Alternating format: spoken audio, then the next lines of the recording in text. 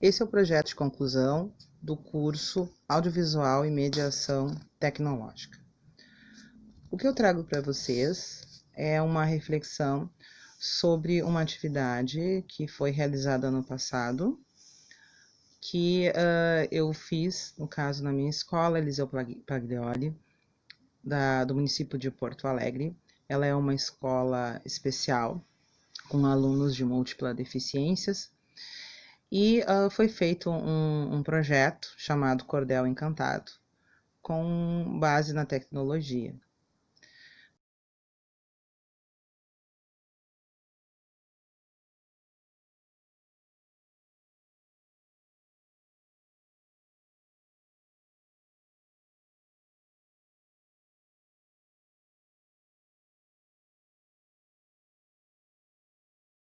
O que eu trago então para vocês assim foi, no caso, um pouco do projeto, do que foi feito, o porquê foi feito e a análise com base do que foi aprendido então no curso. O projeto Cordel Encantado foi pensado devido à vontade dos alunos do terceiro ciclo, que são alunos de 15 a 21 anos, de ler. 80% da turma não são alfabetizados. E ainda, mais ou menos na base de 50% da turma, não tem uma comunicação verbal adequada, no caso. Alguns não têm nenhum tipo de comunicação. Tá? Se faz entender por gestos, por sons ou por placas de comunicação, mas num jeito, de uma linguagem muito primordial. Apesar das dificuldades, os alunos têm uma vida normal, né? Dependendo da família. Algumas famílias são mais restritivas quanto ao convívio, outras têm assim mais a questão de que eles se socializem, e é na escola que eles têm esse contato maior com os amigos, né, e conseguem vivenciar questões da adolescência, e apareceu então durante as aulas da sala de multimeios, que é onde eu trabalho, onde tem audiovisual e a biblioteca, uma vontade de que eles escrevessem suas próprias histórias. A partir daí, então, foi pesquisado vários tipos de literatura, e a literatura de cordel foi o que mais se aproximou da realidade deles, por serem histórias curtas, que falam sobre o cotidiano e usam uma linguagem muito simples. Então se começou a leitura e, com a ajuda da professora, no caso, eles começaram a produzir textos. E se viu que aqui no Rio Grande do Sul não se tem escritores de cordel. E começou a se pesquisar pela internet, e até que se achou uma professora, várias professoras, mas uma em especial no Paraná, e houve uma troca, né? Ela estava fazendo um projeto lá no Paraná, numa escola da rede, né? Uma escola de ensino fundamental, e com sexto ano, se eu não me engano, e começou a se fazer trocas, né? Os alunos dela faziam então textos, produziam, eram lidos para os meus alunos. E a partir daí a gente acabou usando então a internet como um meio de comunicação. O que não era para mim surpresa, e o que aparece bastante no curso, né, que os alunos, hoje, essa nova geração, ela tem contato com as TICs desde cedo. Mesmo quem é da educação especial, né, os alunos de inclusão, eles têm uma noção básica de uso das tecnologias, porque as tecnologias, principalmente os celulares, os tablets, eles têm uma facilidade, principalmente por causa do touch, né?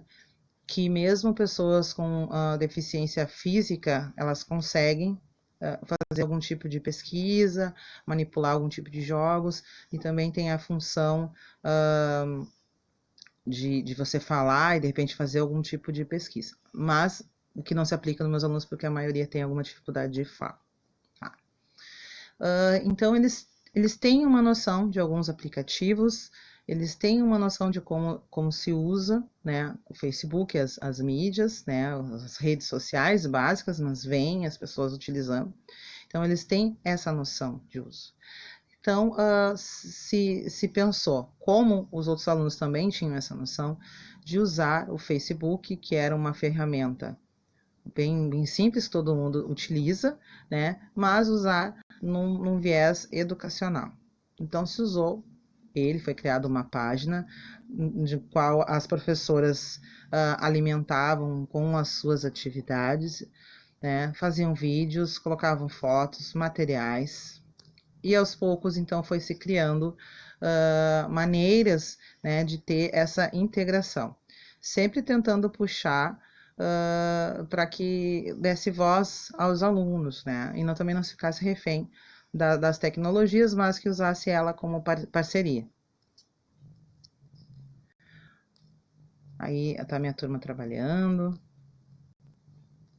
Então foi gravado muitos vídeos, e uma coisa assim que às vezes, né, agora pelo curso, né, fiquei bem contente em ver sobre a questão da alfabetização digital, né, veio a colaborar, que as mídias, no caso, a tecnologia, principalmente para quem é da educação especial, ela serve muito para essa questão da alfabetização digital, né? O aluno, de repente, ele não vai conseguir se alfabetizar da maneira clássica. Esses alunos, muitos não teriam condições mesmo de avançar, né? E de repente, dando outros tipos de ferramentas, a gente observa, né, que eles tentam produzir textos oralmente, tentam desenvolver um pouco melhor a sua fala, porque se escutam, né, e tentam imitar, mesmo que não alcancem, mas é uma tentativa, e isso tem que ser muito valorizado. Então, assim, a partir desse projeto, a gente pegou e conseguiu conhecer virtualmente as escolas, né? Houve passeio, apresentações de uma escola para outra, se partiu daí saindo um pouco do mundo virtual, a gente começou a fazer pesquisa com o Globo, saber quanto tempo, né, demorava para ir para um lugar ou outro. Trabalhou questões de geografia, de história, com base apenas assim na localidade que ficava as escolas, né? Surgiu esse interesse, né? E também o que a gente observou, que a outra turma, apesar da distância também, teve uma mudança de percepção por estar em contato com alunos de deficiência, né? Que não tinham na outra escola essa diversidade.